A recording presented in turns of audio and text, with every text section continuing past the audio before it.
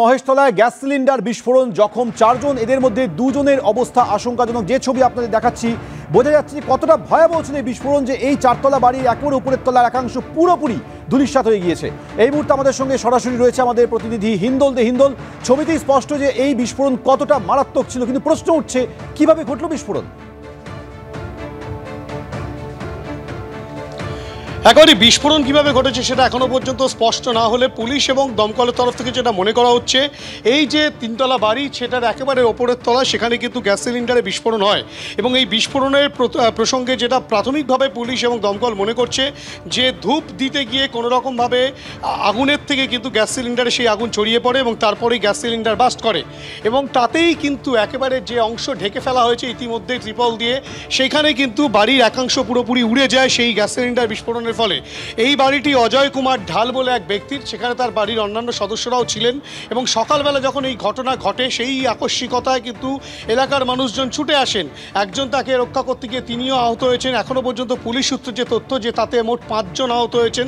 অজয় কুমার ঢাল, তার পাশাপাশি কৃষ্ণচন্দ্র বলে এক ব্যক্তি আছেন, তিনিও কিন্তু আহত হয়েছেন। শুধু তাই নয়, এই যে বিস্ফোরণের অভিঘাত এতটাই বেশি ছিল যে রীতিমতো ওপর থেকে যে ইটের অংশ ভেঙে পড়ে, যে অংশটা ভেঙে পড়েছে তাতে কিন্তু নিচে দাঁড়িয়ে থাকা অনেকেই আহত হয়েছেন।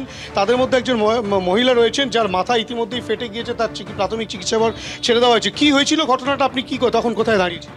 আমি ওইখানে মন্দিরের কাছে দাঁড়িয়েছিলাম, দাঁড়িয়ে মন্দির সাফ করতে যাচ্ছিলাম। তারপরে ও বাস্ট করলো, আওয়াজ হলো, তা আমি ওইখানে দাঁড়িয়ে গেছি। দাঁড়িয়ে ও আওয়াজ হলো সঙ্গে সঙ্গে ওইটা বালকনিটা পড়লো নিচে, ওইটা পড়ে আমার মাথায় লাগলো। তারপরে আমি লোকজনকেই ডাকছি। আর কতজন ছিল আপনার সাথে? আর কতজন? আমার ওইখানে 2টো বাচ্চা যে ছিল সে ওইখানে সরে গেছিল। আগুনতে ওইখানে 4 জন পড়েছে। আগুন ভেতর ওপরে আগুন ছিল? হ্যাঁ। এটা কি গ্যাস সিলিন্ডারে বিস্ফোরণ হয়েছে? হ্যাঁ, গ্যাস সিলিন্ডার বিস্ফোরণ। সুতরাং বুঝতেই পারছো যে এখানে কিন্তু রীতিমতো ভদ্রমহিলার মাথা ফেটে গিয়েছে ওপর থেকে ইটের চাঙড় পড়ে গিয়ে। এই যেভাবে বিস্ফোরণ, সেই বিস্ফোরণে কিন্তু স্বাভাবিকভাবে এলাকার মানুষজন ছুটে আসেন। কিভাবে এই বিস্ফোরণ হলো সেটা খতিয়ে দেখা হচ্ছে, যদিও প্রাথমিকভাবে দমকল এবং পুলিশের যে পুলিশ মারফত যেটা জানা যাচ্ছে, তারা যেটা প্রাথমিক অনুমান করছেন যে যেখানে বিস্ফোরণ হয়েছে সেখানে গ্যাস সিলিন্ডার মজুদ ছিল এবং সেখানে ধূপকাঠি জ্বালাতে গিয়ে কোনোরকমভাবে যে আগুনের ফুলকি, সেই ফুলকি থেকে কিন্তু রীতিমতো সেই আগুন একেবারে গ্যাস সিলিন্ডারে ছড়িয়ে পড়ে এবং তাতেই বিস্ফোরণ ঘটে। তাতেই মোট 5 জন আহত হয়েছে, যদিও 5 জনের আঘাত গুরুতর না হলেও একজনের অবস্থা কিছুটা আশঙ্কাজনক রয়েছে। বাকিদের কিন্তু রীতিমতো চিকিৎসা করে ছেড়ে দেওয়া হয়েছে। একজনের মাথা ফেটে গেছে। পুলিশ ইতিমধ্যেই তদন্ত শুরু করেছে। তোমাকে ধন্যবাদ হিন্দল।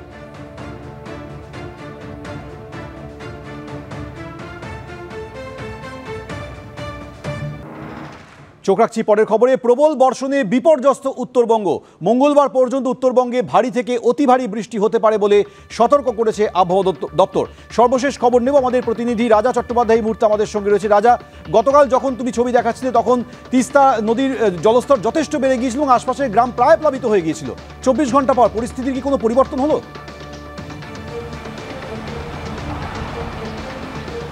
দেখো, পরিবর্তন এখনো হয়নি। আমরা এই মুহূর্তে দাঁড়িয়ে রয়েছি তিস্তা বাজারের তিস্তা নদীর ঠিক পাড়েই।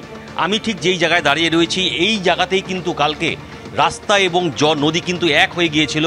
এখানে কিন্তু তারপর আমরা দেখতে পাচ্ছি এখানে ক্র্যাক ধরেছে রাস্তায়, মানে পুরো রাস্তাটাই কিন্তু ক্র্যাক হয়ে গিয়েছে। প্রশাসনের তরফ থেকে এটা কিন্তু ডেঞ্জার জোন হিসাবে ঘোষণা করেছে এবং আমরা দেখতে পাচ্ছি সেই ছবি, এবং যাতে কোনো যানবাহন এখান দিয়ে যেতে না পারে যার জন্যই কিন্তু পুলিশের তরফ থেকে এখানে কিন্তু ফিতে লাগিয়ে এটা কিন্তু ব্যারিকেড করে রাখা হয়েছে। তুমি দেখতে পাচ্ছ সেই ছবি, রাস্তার অর্ধেক পোর্শন কিন্তু এটা পুরো কালকে জলের নিচে ছিল।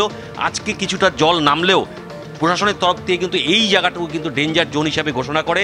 তুমি দেখতে পাচ্ছ সেই ছবি, এবং ডান দিকে তিস্তা এখনও কিন্তু ফুসছে। কালকে যে তিস্তার ছবি তোমাকে দেখিয়েছিলাম একই রকম রূপকুন্দি তিস্তার রয়েছে। আজকেও কিন্তু আজকে রাতেও কিন্তু অতি ভারী থেকে ভারী বৃষ্টিপাতের সম্ভাবনা রয়েছে এবং 10 নম্বর জাতীয় সড়কে যে কালীঝোড়ার এলাকা রয়েছে সেখানেও কিন্তু একাধিক জায়গায় ধস পড়েছে। সেখানে কিন্তু রাস্তা বন্ধ ছিল গতকাল পর্যন্ত। আজকে প্রশাসনের তরফকে সেখানে জেসিবি লাগিয়ে রাস্তা মেরামতির কাজ চলছে।